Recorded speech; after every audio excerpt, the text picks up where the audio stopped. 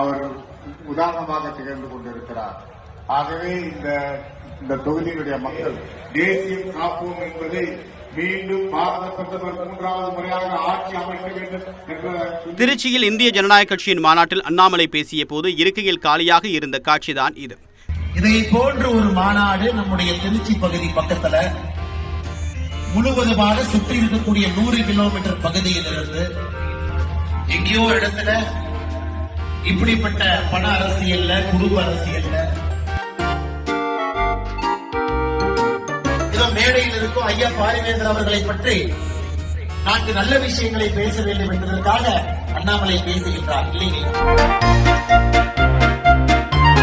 5 ஆண்டுகள் 5 கோடி 25 கோடி, கொரோனா காலகட்டத்தில் 1.5 வருஷத்துக்கு 7.5 கோடி வரலைங்கய்யா. தனிநபர் மசோதாக்கள், அதாவது இவருடைய பெயர்ல சொந்த முயற்சியில தனியாக இவர் கொண்டு வந்திருக்கக்கூடிய மசோதாக்கள். திருச்சி அருகே சிறுகனூரில் இந்திய ஜனநாயக கட்சி சார்பில் பிரம்மாண்ட மாநாட்டிற்கு ஏற்பாடு செய்யப்பட்டது. இதில் கலந்து கொண்டு பேசிய பாஜக மாநில தலைவர் அண்ணாமலை தமிழ்நாட்டில் அவசர நிலையை அமல்படுத்த இந்திய ஜனநாயக கட்சி நிர்வாகி கோரிக்கை விடுத்ததாக கூறினார். தலைமை நில செயலாளர் ஏகேடி வரதராஜன் அண்ணன் பெரிய பெரிய விஷயம்லாம் பேசிட்டு போயிருக்கிறார். அண்ணன் பார்த்தீங்கன்னா பெரிய பெரிய விஷயத்தை பேசியிருக்கார்.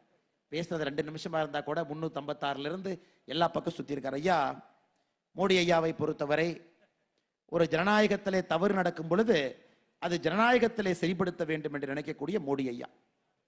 காங்கிரஸ் மட்டுமே இந்தியாவில் 91 முறை 356 பயன்படுத்தி 91 முறை ஆட்சியை கலைத்திருக்கின்றார்.